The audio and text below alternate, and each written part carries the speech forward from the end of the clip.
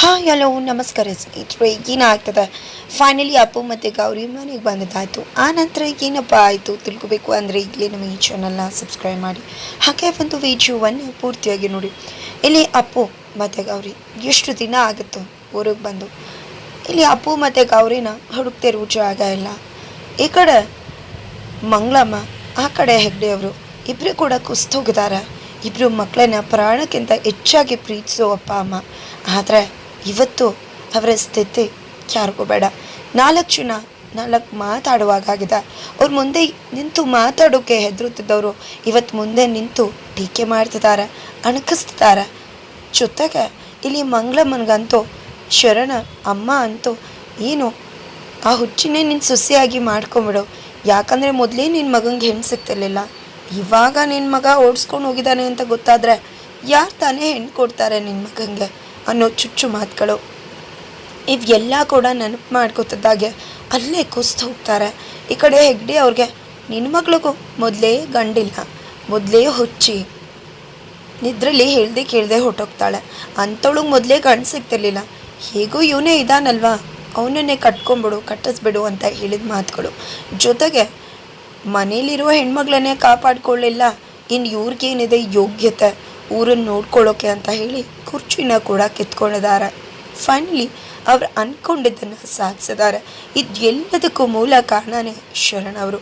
ಆದರೆ ಶರಣಗೆ ಎಲ್ಲ ಗೊತ್ತಿದ್ದು ಕೂಡ ಪಕ್ಕಾ ಪ್ಲ್ಯಾನ್ ಮಾಡಿ ಅಮ್ಮ ಮಗ ಈ ಒಂದು ತಮ್ಮ ಆಸೆನ ಈಡೇರಿಸ್ಕೊಂಡಿದ್ದಾರೆ, ಇಬ್ಬರ ವ್ಯಕ್ತಿತ್ವಕ್ಕೆ ಮಣ್ಣೆರ್ಚೋದು ಮುಖಾಂತರ. ಆದರೆ ಇದರ ಒಂದು ಸುಳಿವು ಕೂಡ ಇಲ್ಲ ಗೌರಿ ಮತ್ತು ಅಪ್ಪುಗೆ. ಜೊತೆಗೆ ಇಲ್ಲಿ ಶರಣ ಅವರು ಗೌರಿ ಮತ್ತು ಅಪ್ಪು ಮೇಲೆ ಸಾಕಷ್ಟು ರೌಡಿಗಳನ್ನ ಬಿಟ್ಟು ಹಲವಾರು ಸತಿ ಅಟೆಂಪ್ಟ್ಸ್ ಕೂಡ ಮಾಡಿಸ್ತಾರೆ. ಆದರೆ ಇಷ್ಟೇ ಅಟೆಂಪ್ಟ್ ಮಾಡಿಸಿದ್ರು ಕೂಡ ಅವರ ಸಫಲ ಆಗೋದಿಲ್ಲ, ವಿಫಲ ಆಗ್ತಾರೆ. ಅದಕ್ಕೆ ಕಾರಣ ಅಪ್ಪು ಗೌರಿನ ಪ್ರತಿ ಹೆಜ್ಜೆ ಪ್ರತಿ ಹಂತದಲ್ಲೂ ಕಾಪಾಡ್ತಾರೆ. ಇಲ್ಲಿ ಹೊರಗಡೆ ರೌಡಿ ಇವರಾದ್ರೆ ಸ್ವಂತ ಅಣ್ಣ ಆಗಿದ್ರು, ಮನೆ ಒಳಗಡೆ ಮಾವ ಹೇಳಿದ ಮಾತುಗಳಿಗೆ ಗೌರಿ ಮನೆಗೆ ಹೋಗೋದಿಲ್ಲ ಅಂತ ಹಠ ಹಿಡಿದು ಕೂತಿರ್ತಾಳೆ. ಆಗ ಅಪ್ಪು ಗೌರಿಗೆ ಪರಿಸ್ಥಿತಿನ ಅರ್ಥ ಮಾಡಿಸ್ತಾರೆ, ಸತ್ಯವನ್ನ ಅರ್ಥ ಮಾಡಿಸ್ತಾರೆ.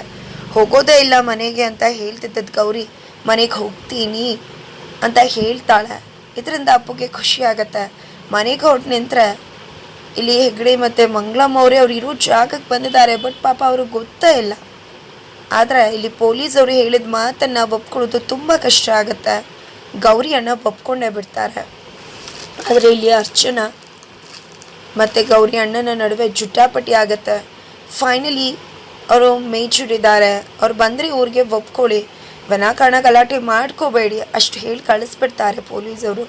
ಆದರೆ ಅಪ್ಪು ಮತ್ತು ಗೌರಿ ನಡುವೆ ಎಂಥದ್ದೂ ಇಲ್ಲ, ಇಲ್ಲದೇ ಇರೋ ಗುಲ್ಲೆಬ್ಬ ಹಬ್ಬಿದೆ. ಅದಕ್ಕೆ ಕಾರಣ ಶರಣ ಹಾಗೆ ಅಲ್ಲಿ ಅಜ್ಜಿಯ ತಮ್ಮ ಇವರಿಬ್ಬರೇ ಸೇರಿಕೊಂಡು ಊರಿನಲ್ಲೆಲ್ಲ ಗುಲ್ಲೆಬ್ಸಿರೋದು. ಅಪ್ಪು ಮತ್ತು ಗೌರಿ ಇಬ್ಬರು ಕೂಡ ಓಡಿ ಹೋಗಿದ್ದಾರೆ ಅಂತ ಇಲ್ಲಿ ಅಪ್ಪುಗೂ ಗೊತ್ತು, ಗೌರಿಗೂ ಗೊತ್ತು. ಅಲ್ಲಿ ಹೆಗ್ಡಿ ಅವರು ಹುಡುಕ್ತಾ ಇರ್ತಾರೆ ಪ್ರಾಣಕ್ಕಿಂತ ಹೆಚ್ಚಾಗಿ ಪ್ರೀತಿಸೋ ಮಗಳನ್ನ ಅಂತ. ಅದಕ್ಕೆ ಸರಿಯಾಗಿ ಗಾಡಿ ಕೂಡ ಕೈ ಕೊಡುತ್ತೆ. ಅದರ ನಡುವೆ ಅಪ್ಪು ತನ್ನ ಅಮ್ಮನ ಬಗ್ಗೆ ಹೇಳ್ತಾ ಹೋದಾಗ ಇಲ್ಲಿ ಗೌರಿಗೆ ತನಗೆ ತಾಯಿ ಇಲ್ಲದೆ ಇರೋದು ನೋವು ಮತ್ತೆ ಕಾಡೋಕ್ಕೆ ಶುರುವಾಗತ್ತೆ. ಹಾಗಾಗಿ ಮತ್ತೆ ಜೀವನದಲ್ಲಿ ಜಿಗುಪ್ಸೆ ಪಡ್ತಾಳೆ. ಈ ಬದುಕು ಯಾಕೆ ಬೇಕು ಅಂತ ಅನ್ಕೋತಾಳೆ. ಎಷ್ಟೇ ದುಡ್ಡಿರೋ ಹುಡುಗಿ ಆಗಿರಲಿ, ಎಷ್ಟೇ ದೊಡ್ಡ ಮನೆಯ ಹುಡುಗಿ ಆಗಿದ್ರೂ ಕೂಡ ಪ್ರೀತಿಗೆ ಸಂಬಂಧಕ್ಕೆ ಬೆಲೆ ಕೊಡ್ತಕ್ಕಂತಹ ಗೌರಿ ಅಪ್ಪು ಮಾತುಗಳು ಅವಳ ಮನಸ್ಸನ್ನು ನಾಟುತ್ತೆ. ಹಾಗೆ ಸ್ವಲ್ಪ ಹೊತ್ತು ಆ ಕಡೆ ಹೋಗಿ ಬರ್ತೇನೆ ಅನ್ನೋಷ್ಟರಲ್ಲಿ ಈ ಕಡೆ ಗೌರಿ ಹಾಗೆ ಅಮ್ಮನ ನೆನಪಲ್ಲಿ ನಡ್ಕೊಂಡು ಹೋಗ್ಬಿಟ್ಟಿರ್ತಾಳೆ. ಆದರೆ ಅಪ್ಪು ಗೊತ್ತಿಲ್ಲ ಅವಳಿಗೆ ಎಂಥ ಕಾಯಿಲೆ ಇದೆ ಅಂತ. ರಾತ್ರಿ ಎಲ್ಗೋ ಹೋಗ್ತಾಳೆ ಅನ್ನೋದಷ್ಟೇ ಗೊತ್ತು. ತಕ್ಷಣ ನೋಡಿದ್ದೆ ಫಾಲೋ ಮಾಡ್ಕೊಂಡು ಹೋಗ್ತಿದ್ದಾರೆ. ಇಲ್ಲಿ ಅಪ್ಪ ಕೂಡ ಗೌರಿನ ಹುಡ್ಕೊಂಡು ಹುಚ್ಚರು ಥರ ಊರೊಳಗಡೆ ಅಲೀತಿದ್ದಾರೆ. ಮುನಿಯ ಸರಿಯಾಗಿ ನೋಡಿಲ್ಲ, ನನ್ನ ಮಗಳು ಎಲ್ಲೂ ಹೋಗಿರಲ್ಲ, ಇಲ್ಲೇ ಇರ್ತಾಳೆ, 5 ವರ್ಷದಿಂದ ಇಲ್ಲಿಗೆ ಬಂದಿದ್ಲು ಅವಳು, ಅಂದಮೇಲೆ ಇಲ್ಲೇ ಇರ್ತಾಳೆ ಅಂತ ಹುಡುಕ್ತಾ ಇದ್ದಾರೆ. ಅಲ್ಲಿಗೆ ಸವಿ ತಂದೆ ಹಾಗೆ ಮಾಣಿಕ್ಯ ಬಂದಿದ್ದೆ. ಅಪ್ಪ ಗೌರಿ ಇಲ್ಲಿಲ್ಲ ಅಪ್ಪ, ಬನ್ನಿ ಅಪ್ಪ ಅಂತ ಹೇಳ್ತಿದ್ದಾರೆ. ಜೊತೆಗೆ ಸವಿಯಪ್ಪ ಅಂತೂ ಹೇಗಿಲ್ಲಿರೋಕ್ಕೆ ಸಾಧ್ಯ, ಲೆಕ್ಚರ್ ಬರೆದಿಟ್ಟು ಹೋಗಿದ್ದಾಳಲ್ಲ ಅಂತಾರೆ. ನನ್ನ ಮಗಳು ಬರೆದಿರೋ ಲೆಕ್ಚರ್ ಅಲ್ಲ ಅಂತ ಖಡಕ್ಕಾಗಿ ಹೇಳ್ತಾರೆ. ಬಿಕಾಸ್ ಅವಳಲ್ಲ ಲೆಕ್ಚರ್ ಬರ್ತಿದ್ದು, ಅದು ಸವಿ ಬರ್ತಿದ್ದು. ಜೊತೆಗೆ ಫೋನ್ ಕೂಡ ಮಾಡಿದ್ಲು, ಬಟ್ ಅದನ್ನು ರಿವೆಲ್ ಮಾಡೇ ಇಲ್ಲ ಸವಿ ತಂದೆ. ಆ ಕಡೆ ಸವಿ ಅಂತೂ ಗೌರಕ್ಕ ನನ್ನ ಮತ್ತು ಮಾಣಿಕ್ಯನ ಒಂದು ಮಾಡೋಕೆ ಎಷ್ಟೆಲ್ಲ ಮಾಡಿದಾಳೆ ಅಂತ ಖುಷಿ ಪಡ್ತಿದ್ದಾಳೆ. ನಂತರ ಮಾಣಿಕ್ಯವರು ತಂದೆನ ಮನೆಗೆ ಕರ್ಕೊಂಡು ಹೋದರೆ ಇಲ್ಲಿ ಅಪ್ಪು ಗೌರಿ ಹಿಂದೆನೇ ಹೋಗ್ತಾರೆ. ಬಟ್ ಹೋಗುವಷ್ಟರಲ್ಲಿ ಗೌರಿ ನೀರು ಒಳಗಡೆ ಬಿದ್ದೋಗ್ಬಿಡ್ತಾಳೆ, ಬಾವಿ ಒಳಗಡೆ. ತಕ್ಷಣ ಬಾವಿಯಿಂದ ಗೌರಿನ ತೆಗ್ದಿತ್ತೆ. ನನಗೇನು ಆಯ್ತಲ್ಲ ಅಂತಿದ್ದಾಗ ಏನು ಸುಸೈಡ್ ಮಾಡ್ಕೊಳಕ್ಕೆ ಹೋಗಿದ್ಯಲ್ಲ, ಜೀವನ ಯಾರಿಗೆ ಬೇಕು ಅಂತ ಏನು ಹೇಳಬೇಕು? ಹೆಗ್ಡೆ ಮಗಳಾಗಿ ಇಂಥ ಹೇಳಿನ ನೀನು ಹಾಗೆ ಹೀಗೆ ಅಂತ ತುಂಬಾ ಬೈದ್ಬಿಡ್ತಾರೆ. ಇದರಿಂದ ಗೌರಿಗೂ ತುಂಬ ಸಿಟ್ಟು ಬಂದುಬಿಡುತ್ತೆ. ಮಾತಾಡಬೇಡಪ್ಪು, ನನಗೇನು ಇದ್ರಲ್ಲಿ ನಡೆಯೋ ಕಾಯಿಲೆ ಇದೆ, ನಾನೇನು ಸೂಸೈಡ್ ಮಾಡ್ಕೊಳ್ಳೋಕ್ಕೆ ಬಿದ್ದಿದ್ದಲ್ಲ, ನನಗೆ ಗೊತ್ತೇ ಇಲ್ಲ ನಾನು ಬಾವಿಲಿ ಬಿದ್ದಿದ್ದೀನಿ ಅಂತ ಹೇಳಿದ ತಕ್ಷಣ ಅಪ್ಪುಗೆ ತುಂಬ ಬೇಜಾರಾಗುತ್ತೆ. ನಂತರ ಸಮಾಧಾನ ಮಾಡಿ ಇಬ್ಬರು ಕೂಡ ಅದೇ ಜೀಪಲ್ಲಿ ಊರಿಗೆ ಬರ್ತಾರೆ. ಊರಲ್ಲೆಲ್ಲ ಗುಲ್ಲೆ ಬಿಡುತ್ತೆ. ಈ ಕಡೆ ಅರ್ಚನಾಗೆ ವಿಷಯ ಗೊತ್ತಾಗುತ್ತೆ, ಹೆಗ್ಡೆಗೆ ವಿಷಯ ಗೊತ್ತಾಗುತ್ತೆ. ಅದಕ್ಕೂ ಮುನ್ನ ಅಪ್ಪು ಮತ್ತು ಗೌರಿ ಊರೊಳಗಡೆ ಜೀಪಲ್ಲಿ ಬಂದದ್ದು ನೋಡಿ ಶಿವಣ್ಣನ ಫ್ರೆಂಡ್ ಹೋಗಿದ್ದೆ, ಶಿವಣ್ಣ ಮತ್ತು ಅವ್ರ ಅಮ್ಮಂಗೆ ಹೇಳ್ಬಿಡ್ತಾರೆ. ಶಿವಣ್ಣ ಅಮ್ಮ ಅಂತೂ ಫುಲ್ ಶಾಕ್ ಆಗ್ತಾರೆ. ಪರವಾಗಿಲ್ಲ ಬರಲಿ, ಏನು ಮಾಡಬೇಕು ಗೊತ್ತು ಅಂತ ಹೇಳಿ ಕುರ್ಚಿಯ ಅಧಿಕಾರನ ಮಿಸ್ಯೂಸ್ ಮಾಡ್ಕೋತಾ ಇದ್ದಾರೆ. ಈ ಕಡೆ ಶಿವಣ್ಣ ಅಂತೂ ಅವಳು ಹೋಗಬಾರ್ದು ಅಂತ ಏನೆಲ್ಲ ಮಾಡಬೇಕು ತಯಾರು ಮಾಡ್ಕೋತಿದ್ದಾರೆ. ಈ ಕಡೆ ಅಪ್ಪು ಗೌರಿನ ಕರ್ಕೊಂಡು ಮಂಗಳಮ್ಮ ಅವ್ರ ಮನೆಗೆ ಬರ್ತಾರೆ. ಬಟ್ ಅಲ್ಲಿ ಅಂತೂ ಸಿಟ್ಟಾಗಿದ್ದಾಳೆ. ನಿನಗೆ ನಿಂದೆ ಆಗೋಯ್ತಲ್ಲ, ಮಂಗಳಮ್ಮಂಗೆ ಏನಾದರೆ ಅಮ್ಮಂಗೆ ನಿನ್ಗೇನಾಗಬೇಕು ಅಂತಿದ್ದಾಗೆ ಏನಾಯಿತು ಅಂತ ಗಾಬರಿಯಿಂದ ಅಪ್ಪು ಹೋದರೆ, ಈ ಕಡೆ ಅರ್ಚನಾ ಎಲ್ಲಿಗೆ ಹೋಗ್ತಿದ್ಯಾ ನೀನು?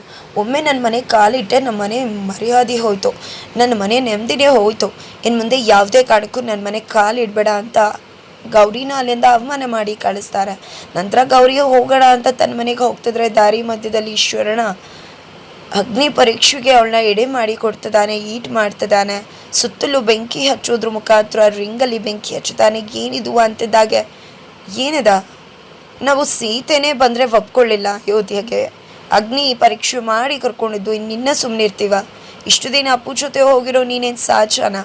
ಮೊದಲು ಇದನ್ನು ದಾಟಿ ಅಗ್ನಿ ಪರೀಕ್ಷೆಗೆ ಒಳಗಾಗಿ ಅರ್ಜಿ ಅಂದಾಗ ಸರಿ ಆಯಿತು, ಇದನ್ನೆಲ್ಲ ಮಾಡಿಸಿದ್ದು ಯಾರು ಅಂತ ನನಗೂ ಗೊತ್ತು, ನಿನಗೂ ಗೊತ್ತು ಅಂತ ಧೈರ್ಯವಾಗಿ ಹೇಳ್ತಾಳೆ. ಭಯ ಶುರು ಮಾಡ್ತಾಳೆ ಶಿವಣ್ಣನ ಹತ್ರ.